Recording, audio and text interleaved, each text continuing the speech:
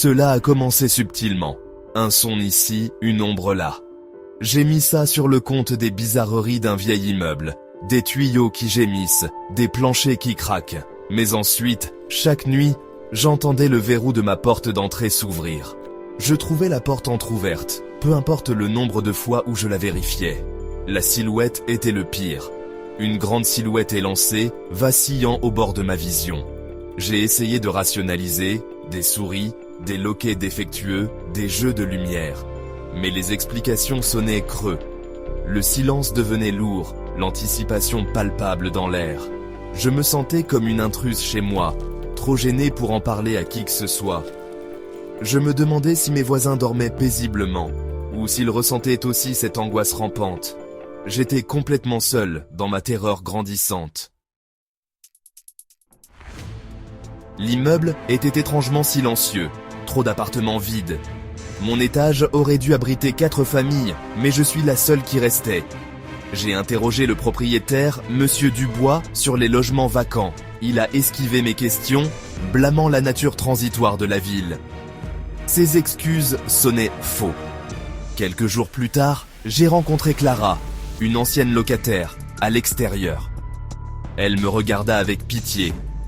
« Vous habitez là maintenant ?» Elle décrivit les mêmes grattements, la même silhouette. Puis elle demanda « Votre porte s'ouvre-t-elle à exactement 3h17 du matin ?» Le détail me glaça. Cela correspondait à ma propre expérience. Clara a dit que beaucoup avant nous avaient fui pour la même raison, la plupart partant en mars. J'ai vérifié mon calendrier. C'était la première semaine de mars. La hantise appartenait à l'immeuble, pas seulement à moi. Les mots de Clara me hantaient, alors j'ai cherché en ligne le 27 rue des Ormes. Enfoui dans un forum, j'ai trouvé un fil de discussion. Des vibrations étranges au 27 rue des Ormes. Des dizaines de personnes décrivaient la même peur, la même envie de fuir, toujours en mars, toujours à 3h17 du matin. Muni de cette information, j'ai de nouveau confronté Monsieur Dubois. Il a finalement admis, des locataires rompaient leur baux, la plupart en mars, et ils ne savaient pas pourquoi. Ma peur s'est transformée en détermination. J'ai installé une caméra de sécurité pointée vers ma porte d'entrée.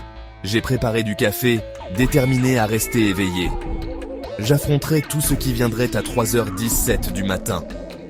Le silence de l'appartement m'oppressait, tandis que je regardais l'horloge. Je n'imaginais pas des choses. Quelque chose se passait ici. Je devais connaître la vérité. J'ai attendu.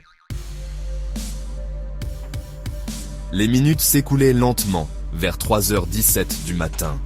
L'air est devenu froid, chaque craquement me faisant sursauter. À 3h16, mon téléphone a vibré, mouvement détecté à la porte. J'ai ouvert le flux de la caméra.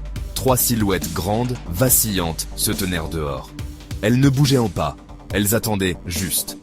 L'horloge a basculé à 3h17. L'écran est devenu noir.